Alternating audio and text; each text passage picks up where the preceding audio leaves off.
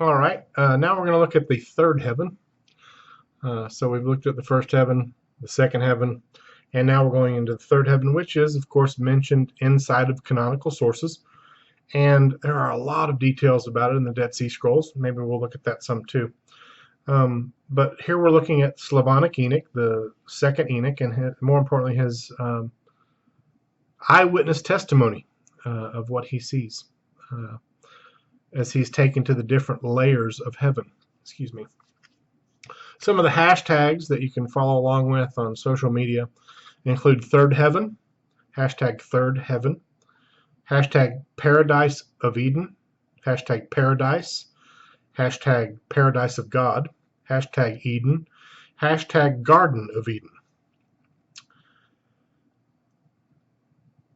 Again, note a third heaven by necessity denotes a first and a second heaven, and all of those things are affirmed inside of the canon.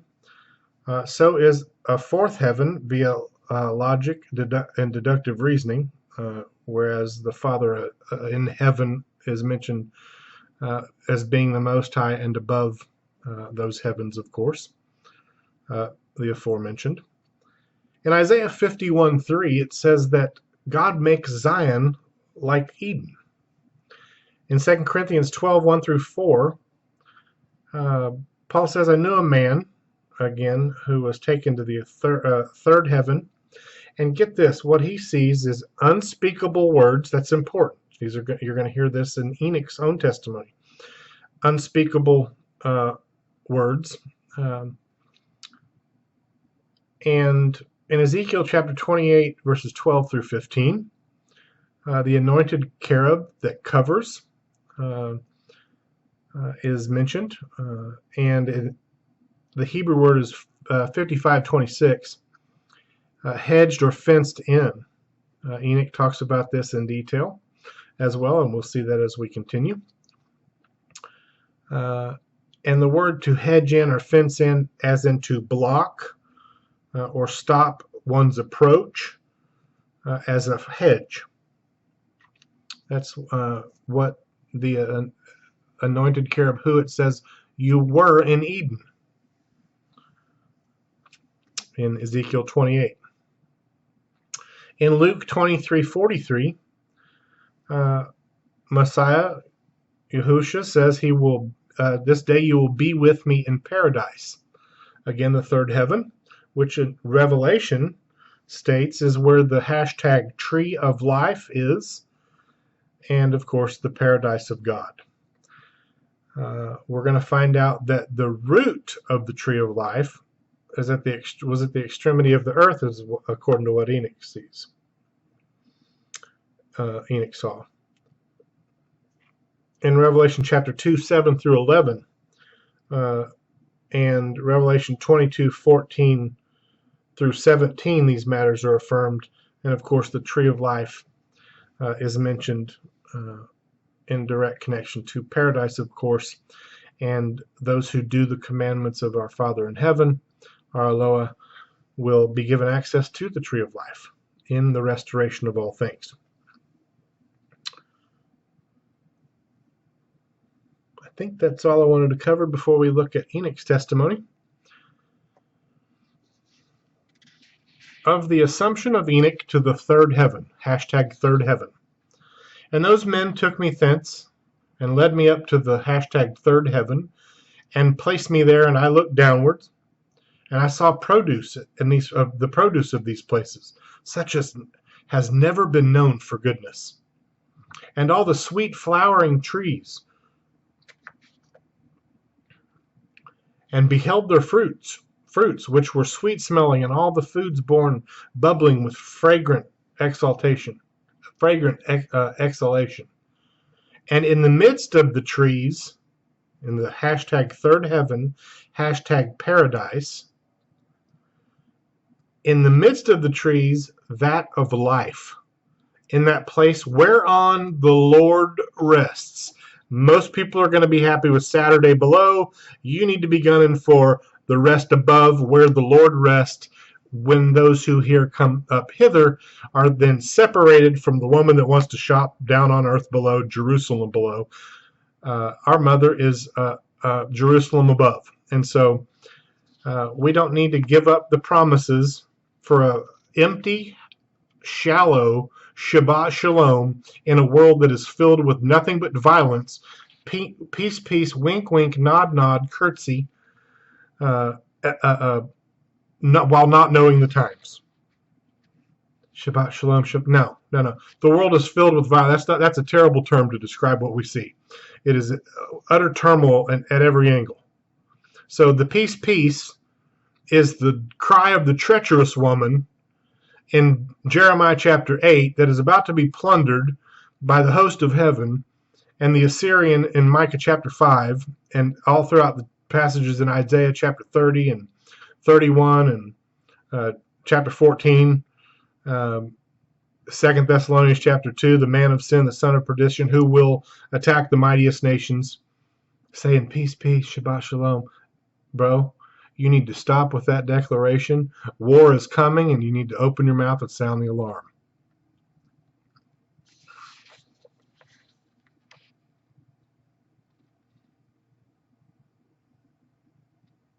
Here in the third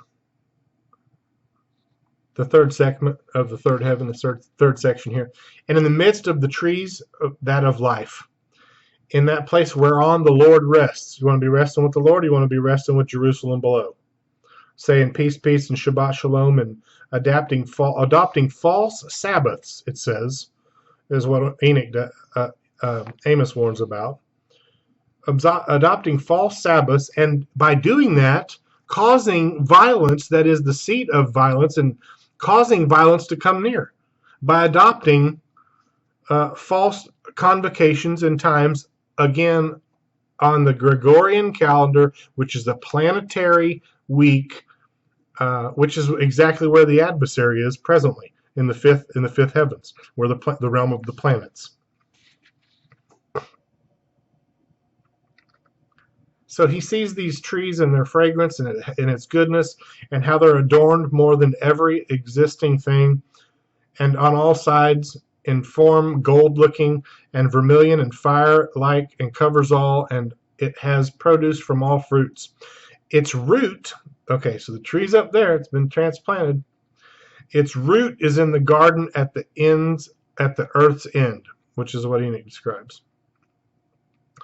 And paradise is between corruptibility and incorruptibility. Now, Messiah, you, before us, Abraham, before that, Noah, Enoch, were sown in corruption, and like Paul's writings, will be raised incorruptible. So corruption has to put on incorruption, or the corruptible has to put on incorruptibility. Paradise, that is in the hashtag third heaven, is between the corrupted earth, into which Messiah was sown, into which you were sown, into which Noah was sown, into which Daniel was sown, into which John was sown, into which your children will be sown, if you don't have any, and into which my children were sown, into corruption. And they will return to the earth, that which came from it, and be raised incorruptible if the power and word of life is in them. Sown in corruption, raised incorruptible. Messiah, before dying, says, unless a kernel of wheat falls to the ground and dies, it remaineth alone. You want unity? Genuine, true unity? Return to the earth, that which came from it. Don't be a thief and the robber. He that enters the sheepfold, a location north of the Temple Mount, but broadly in terms of the abode of the righteous who have a good shepherd, but also specifically a location north of the Temple Mount where the man of sin will enter, coming from the north, as the Father brings disaster from the north. That willful king of the north will be met with assistance from cosmological north, the adversary and all of his messengers, the Grigori, who are presently on the fifth heaven, and he enters into the sheepfold, being a thief and a robber, seeking to climb his way up into the heavens in the flesh, being a thief and a robber, not wanting to return to the earth that which came from it. He will then cross over to his stronghold for fear, and his young men will be discomfited or afraid, and will abandon him. Before that, he's got the host of heaven on his side, and will, according to the workings of the adversary and in tandem with him, as the adversary and all of his messengers will be cast down on earth, as the earth becomes a foul a habitation, a prison, if you will, for every foul, unclean spirit of the air, have the two realms merge, and the body of the redeemed and the body of the unredeemable, the unregenerate, the lawless, godless heathen, led by the leader of the left hand, the left meaning, it's an Arabic term, Balad al-Sham, which means the land of the left hand, to the north country, left relative to the rising of the sun due east in the Levant, and that is, of course, the north, the northern Levant, which is headed by the Assyrian man of sin, son of perdition, son of destruction.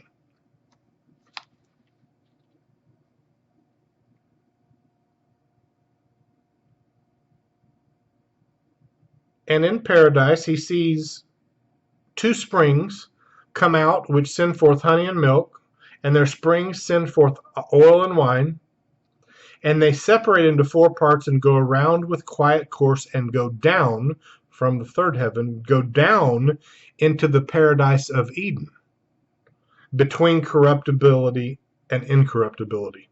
I'm going to read that again. So the paradise of the third heavens, whereon the Lord rests, is squarely connected to the paradise of Eden, which is below and attached to the earth, according to Enoch's own testimony at this time. Between corruptibility and incorruptibility. And thence they go forth along the earth and have a revolution to their cycle, even as other elements. And here in paradise, the third heaven, there is no unfruitful tree. Messiah Yeshua said, every tree that has not been planted by my Father will be uprooted and burned. Ouch. Hashtag bad seeds. And here there is no unfruitful tree, and every place is blessed. And 300 angels, very bright, who keep the garden or tend it, and with incessant sweet singing. Remember what 2 Corinthians mentioned? Unspeakable words. 300 angels, very bright, who keep the garden, and with incessant singing and never silent voices, serve the Lord throughout all the days and hours. And I said, how very sweet is this place. And those men said to me, this place, O Enoch, is prepared for the righteous. The righteous are quite simply those who have the good shepherd seated at the right hand of power. All others below will be brought under the adversary, his messengers, and the leader on earth, the man of sin, the son of perdition, the leader from Balad al-Sham, the land of the left hand, which of course is north, Syria. This place, O Enoch, is prepared for the righteous who endure all manner of offense from those that exasperate their souls, who avert their eyes from iniquity, and make righteous judgment, and give bread to the hungering, and cover the naked with clothing, and raise up the fallen, and help injured orphans, and who walk without fault before the face of the Lord, and serve him alone, and for them is prepared this place for eternal inheritance. I will take this Shabbat Shalom over what Jerusalem below offers, and her Gregorian week each and every day, and in every instance. Come out of her, my people, lest you share in her destruction. Quickly. And those two men led me to the northern side. I will bring disaster from the north, is what Jeremiah said. Not only the north, Levant, via the king of the north, but also cosmological north. In fact, the north pole of Saturn, as we will talk about more importantly. Shabbat Shalom from the Sabbath planet. How about we go on up and connect to our Father in heaven and the one seated at the right hand of power, 5 heavens higher than Shabbat Shalom and the Sabbath planet. And those two men led me up to the northern side, hashtag disaster from the north, hashtag destruction from the north, hashtag cosmological north, and showed me there a very terrible place and all manner of torment in that place, cruel darkness and unillumined gloom, and there is no light there, but murky fire constantly flaming aloft, and fiery rivers coming forth. The place everywhere is with fire and frost and ice, thirst and shivering. This is just a terrible place, filled with extremities of heat and cold. While the bonds are very cruel, and the angels fearful and merciless, bearing angry weapons, merciless torture. And I said, woe, woe, how very terrible is this place. And those men said to me, get this, there will be justice. I know that a lot of you decent people have a desire for justice. Not one person gets away with a thing on this earth.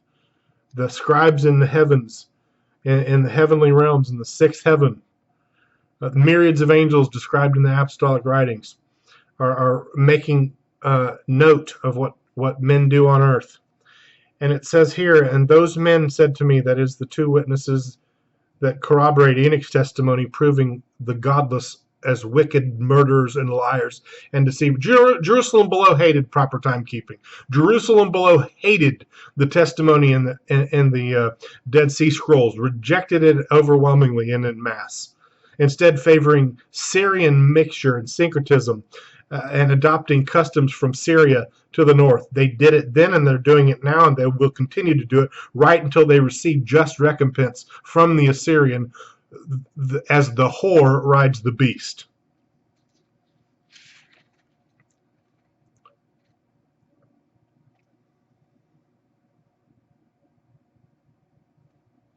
She's a gold digger. Search from the Father above, gold refined in the fire, because the Assyrian man of sin and son of destruction will be plundering Jerusalem. He will go through Golan, Mount Hermon, where this transgression took place, Golan, Dan.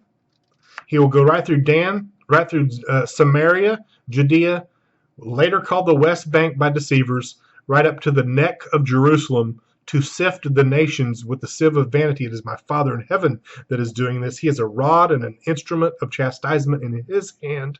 Do not fear him. Fear what the Father does, the one who is swinging him.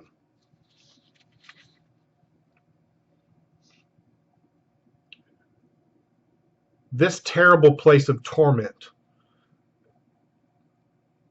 those men said to me, this place, O Enoch, is prepared for those who dishonor the Father, Eloah, our Father in heaven, who on earth practice sin against nature, which is child corruption after the sodomitic fashion, magic making, enchantments, and devilish witchcrafts, and who boast of their wicked deeds, stealing, lies, envy, rancor, fornication, murder, and who, accursed, steal the souls of men. Who seeing, that's what they want from you in the cities. They want the governors, the heavy-handed potentates, overwhelmingly leftists, by the way. That's what they want from you. They've got affection for you in every feigned manner of humility. It's false. They have affection for you, Paul would say. They have desires for you, but not for good. They seek to cut you off, that you would be zealous for them. They want the light that is in you. They want your following, and they want to be your masters and your mediator. Hashtag other mediators. Hashtag the mediators. Accursed, they steal the souls of men, who, seeing the poor, take away their goods and themselves wax rich, injuring them for one for other men's goods, who being able to satisfy the empty, made the hungering to die, being able to clothe, strip the naked.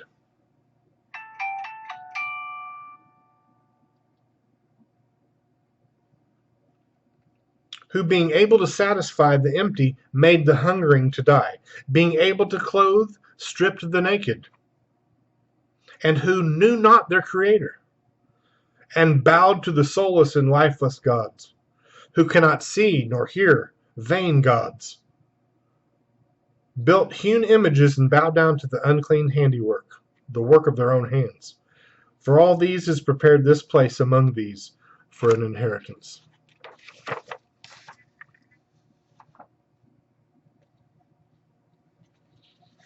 That ends the segment on the third heavens. We'll talk about this more in depth.